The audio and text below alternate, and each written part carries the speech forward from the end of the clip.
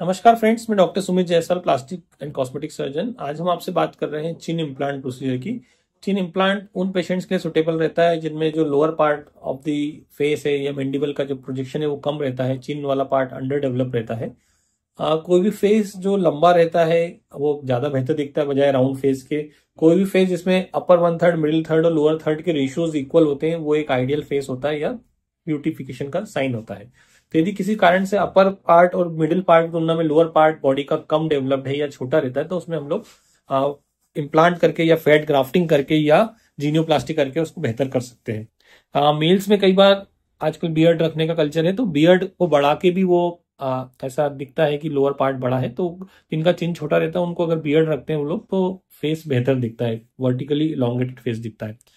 तो अगर हम सर्जिकल ऑप्शन में देखें तो फीमेल्स या मेल दोनों में ही की जा सकती है सर्जरी। इसमें हम लोग चिन इम्प्लांट जो प्रोसीजर रहता है बहुत ही सिंपल प्रोसीजर है, हार्डली 30 मिनट्स का टाइम लगता है। यहाँ पर इंसिजन लगाया जाता है जो चिन का प्रोजेक्टेड पार्ट है उसके जस्ट थोड़ा सा पीछे, ताकि एक्सटर्नली विजिबल ना रहे। उस पार्ट में करीब 3 to 4 सेंटीमीटर का इंसिजन लगा के जो मैंडिबल बोन रहती है, यहाँ पे जबड़ा लोअर जॉ का बोन रहता है, उसके ऊपर उस इम्प्लांट को रख दिया जाता है। सिलिकॉन बेस्ड मटेरियल का रहता है, ये इनर्ट मटेरियल रहता है जिसके अगेंस्ट बॉडी कोई रिएक्शन नहीं करती है। जो भी हम इम्प्लांट रखते हैं लाइफ लॉन्ग के लिए रहता है, स्थायी रूप से रहने के लिए बना है, उसके लिए अगेंस्ट कोई बॉडी कोई रिएक्शन नहीं करती है। थोड़ा प्रिकॉशन रखना पड़ता है फॉर नेक्स्ट 5 to 7 डेज तक, उसके बाद कोई आफ्टर केयर का जरूरत नहीं रहता है। जो कट रहता है उसका बहुत छोटा सा इंसिजन रहता है, वो निशान शुरू में विजिबल रहता है, धीरे धीरे करके वो दिखना बंद हो जाता है। लॉन्ग टर्म में कोई विजिबल एक्सटर्नल स्कार नहीं के जैसा रहता है मोस्ट ऑफ द टाइम।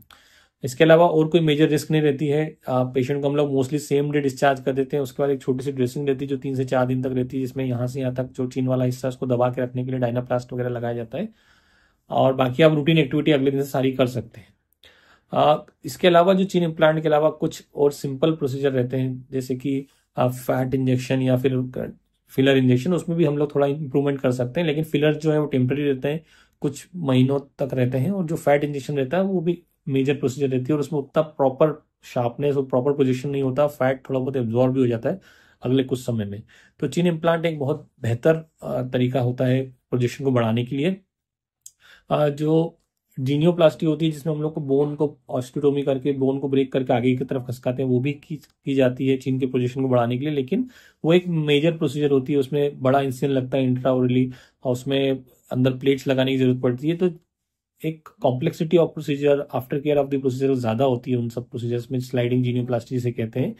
इसलिए चिन इम्प्लांट एक बेहतर प्रोसीजर होती है। और इम्प्लांट अलग अलग साइज के आते हैं, पेशेंट के फेस चिन के हिसाब से हम लोग उसको कस्टमाइज कर सकते हैं। उसी समय ऑपरेशन के दौरान किस साइज का हमें चाहिए, कितना एक्सटेंड तक हमें प्रोजेक्शन चाहिए, वो हम एड्रेस कर सकते हैं। जो कॉस्ट रहता है चिन इम्प्लांट प्रोसीजर का, जिसमें कॉस्ट ऑफ इम्प्लांट इंक्लूड है, वो लगभग 55,000 60,000 रहता है। कई बार 50,000 में भी हो जाता है, डिपेंड करता है हम लोग सर्जरी कहाँ पर कर रहे हैं।